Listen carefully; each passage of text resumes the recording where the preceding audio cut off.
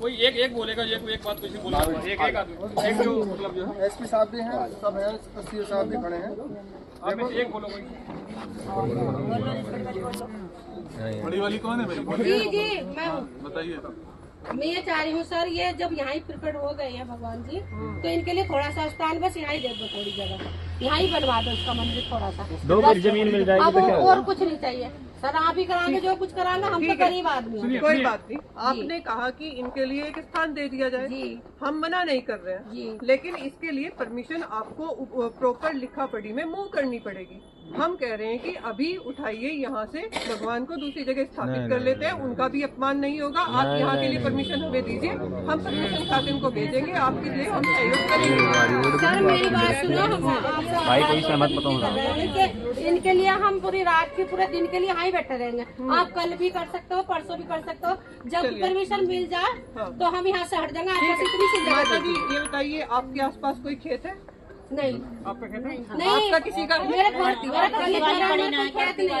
दिवाली पड़ी वो किसी का है खेत? बस पड़ती की जमीन पड़ी है। ठीक है, सरकार की बात मत करो, खेत की बात नहीं करो। सर मैंने बोला नहीं, हमारे पास नहीं, हमारे तो घर रहने की भी जगह है। किसी गरीब आदमी है जिसके पास अपना खुद का खेत है, चलिए लेके चलिए, मैं सहयोग करती हूँ।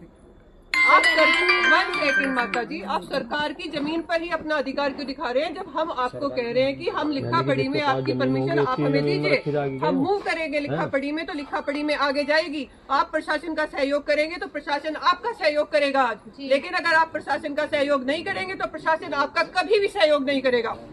स्पष्ट शब्दों में ये बात मैं बता देती हूँ। और FIR भी होगी, मुकदमे दर्ज होंगे, बच्चों की जिंदगियां बर्बाद हो जाएंगी। क्या मिलेगा इस सबसे आपको? क्या मिलेगा? जब जिंदगी बर्बाद होगी। नहीं, सबका नाम लिखवाएंगे ना, बच्चों सबका लिखवा देंगे। अभी आप प्राण प्रतिष्ठा जहाँ सुबह आप करना चाहेंगे, प्रशासन आपका सहयोग करेगा, आपको अनुमति देगा, सब कुछ देगा।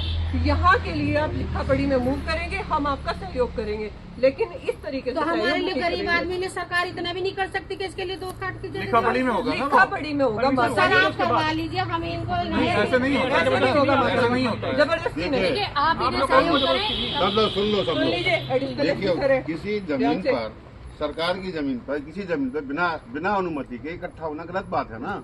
हम कह तो रहे जमीन के लिए, जब साहब कह रही है, मेरी बात सुनिए। अब ये तो सरकार की जमीन है, सरकार खड़ी है यहाँ पर आपके सामने। अब किसी व्यक्ति आदमी की जमीन होती तब कैसे खड़े होते आप?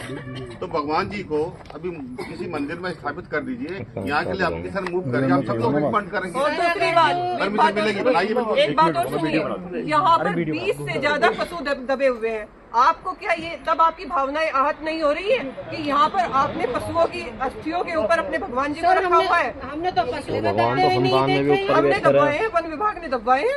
वन विभाग कहाँ है? बताइए वन विभाग, आइए रेंजर साहब आगे। जी कई सारे, बहुत सारे दबे हैं। बताइए कितने सारे दबे हुए हैं इन्हें।